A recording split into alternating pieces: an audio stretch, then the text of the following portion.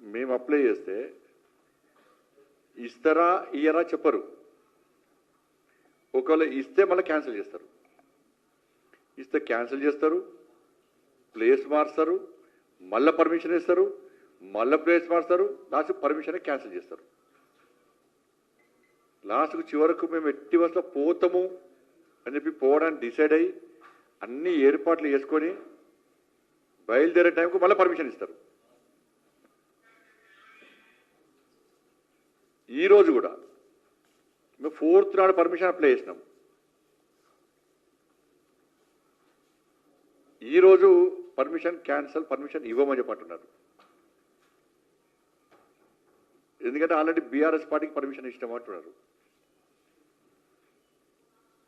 అక్కడ అన్ని ఏర్పాట్లు చేసుకుంటున్నాం.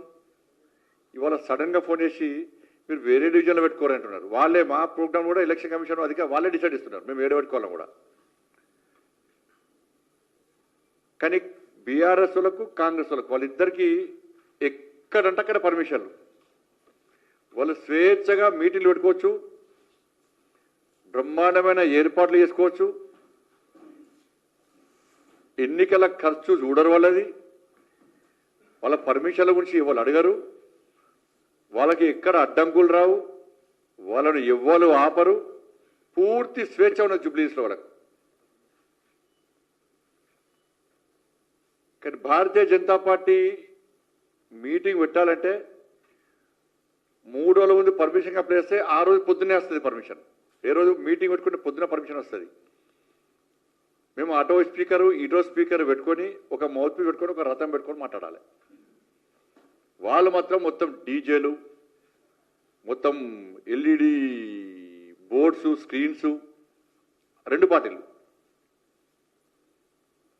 వీళ్ళని వాళ్ళ తిట్టుడు, వాళ్ళు వీళ్ళని తిట్టుడు. ఇంతే. ఇక అభివృద్ధి గురించి వీళ్ళు మాట్లాడరు, వాళ్ళు మాట్లాడరు. ఎందుకంటే మాట్లాడే అర్థం వీళ్ళకి లేదు, నా వాళ్ళకి లేదు. ఈ తిట్టుకొని అభివృద్ధి విషయంలో ప్రజల దృష్టి మళ్లించే ప్రయత్నం చేస్తున్నారు. భారతీయ జనతా పార్టీ విషయంలో ప్రజల్లో ఒక చర్చ జరుగుతున్నది.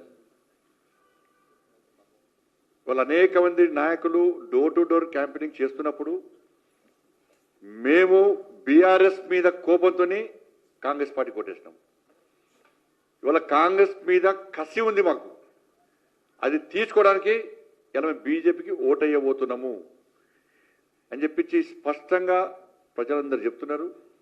దీన్ని తట్టుకోలేకనే ఈ వాతావరణం ఇంకా నిర్మాణం అయితే మేము తట్టుకోలేము. భారతీయ జనతా పార్టీకి తాకిడి తట్టుకోలేము. ఎందుకంటే మొన్న జరిగినటువంటి 2 ఎమ్మెల్సీ ఎన్నికల్లో బీఆర్ఎస్ పార్టీ కాంగ్రెస్ పార్టీని ఇద్దరిని ఓడగొట్టి 2 ఎమ్మెల్సీనే గెలిపించుకున్నాం మేము కరీంనగర్ శాసన మండలి నియోజకవర్గంలో. కానీ ఇక్కడ కూడా అదే పరిస్థితి పునరావృతమవుతుంది. డబ్బుల ద్వారా గెలవలేము మేము అని చెప్పించి భావించే దొంగ సర్వేలు చేస్తున్నారు. ఇవాళ బీఆర్ఎస్ పార్టీలు ఆంధ్రలో ఒక సర్వే సంస్థకు 2 కోట్ల రూపాయలు ఇచ్చారు. 2 కోట్ల రూపాయలు ఇచ్చి ఏ చేసినా బీఆర్ఎస్కు పెంచాలి వాళ్ళది. దాని పోటీగా కాంగ్రెస్ పార్టీ వాళ్ళు ఇక్కడ 3-4 సర్వే సంస్థలు పెట్టుకున్నారు. వీళ్ళు లోకలు, వాళ్ళు నాన్ లోకలు. ఏ సర్వే సంస్థ చూసినా కూడా వీళ్ళ సంస్థలో కాంగ్రెస్ గెలుస్తుంది అంటారు, వాళ్ళ సంస్థలో బీఆర్ఎస్ గెలుస్తుంది అంటారు. కానీ ప్రజల ఆలోచనట్లున్నది ఈ 2 పార్టీలకు గుణపాఠం అని చెప్పి భారతీయ జనతా పార్టీకి అవకాశం అని చెప్పి ప్రజలు భావిస్తున్నారు. ఇది వాస్తవం. ఇది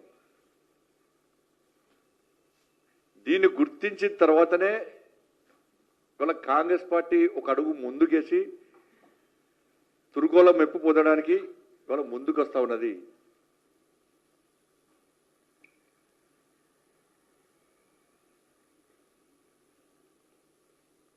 కాబట్టి ఈ ఎన్నికల్లో ఎట్టి బస్సులో భారతీయ Janata party గెలవబోతున్నది.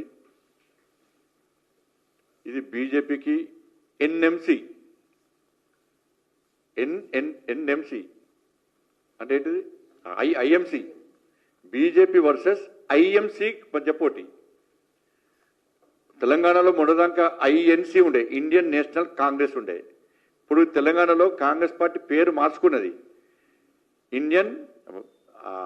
Indian Muslim Congress. Bharatiya Janata party versus Indian Muslim Congress మధ్యలో తెలంగాణ రాష్ట్రంలో పోటీ జరుగుతున్నది జూబ్లీహిల్స్లో.